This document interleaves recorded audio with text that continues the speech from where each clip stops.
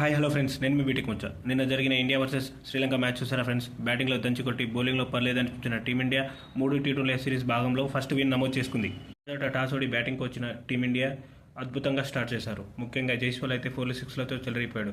గిల్ కూడా మంచి సపోర్ట్ చేశాడు. ఫస్ట్ 6 ఓవర్స్లోనే ఇండియన్ ఓపెనర్ 74 రన్స్ చేశాడు. గిల్ 34 రన్స్, జైస్వాల్ 40 రన్స్ చేసి వెంటనే వికెట్లు కోల్పోయారు. వెంటనే 2 వికెట్లు కోల్పోయి కష్టతరంగా మారుతున్న సిచ్యువేషన్లో పంత్ అండ్ స్కై ఇద్దరు వికెట్ పడుకోకుండా జాగ్రత్తగా రన్స్ చేస్తూ ఇండియన్ ఇన్నింగ్స్ని ముందుకు తీసుకెళ్లారు. స్కై అయితే ఆకాశం హద్దుగా చెలరేగి 58 రన్స్ చేశాడు. పంత్ 49 రన్స్ చేశాడు. దానితో టీమిండియా స్కోర్ 213 రన్స్ చేసింది పర్ 7 వికెట్లకు. ఫస్ట్ 10 ఓవర్స్లో వచ్చిన స్కోరు లాస్ట్ 10 ఓవర్స్లో రాలేకపోయింది. అది కొంచెం సెట్ బ్యాక్గా అనిపించింది. శ్రీలంక బౌలింగ్ అయితే పర్లేదు అనిపించింది. ఫస్ట్ 10 ఓవర్స్ ఇండియా ఆడిన బ్యాటింగ్ చూసి నాకే 250 వెళ్తుంది అనుకున్నా, కానీ 213కే రిస్ట్రిక్ట్ చేశారు. తీరాన డెత్ బౌలింగ్ అయితే అద్భుతంగా బౌలింగ్ చేశాడు. ముఖ్యంగా మన స్కై, హార్దిక్, రియాన్ పరాగ్, రిషబ్ పంత్ వీళ్ళ వికెట్లు 10 రన్నే తీశాడు. 214 రన్ చేసింగ్కి బరిలో దిగిన శ్రీలంక ఓపెనర్స్ అయితే చాలా బాగా బ్యాటింగ్ చేశారు. మెండిస్ అండ్ నిశంక అయితే ఇండియాను టెన్షన్ పెట్టారు.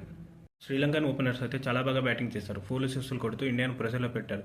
ఇదే క్రమంలో మెండిస్ 45, నిశంక 79 రన్స్ చేశాడు. ఇంపార్టెంట్ టైంలో వికెట్లు కోల్పోయిన శ్రీలంక ఆ తర్వాత పూర్తిగా డీలా పడిపోయింది.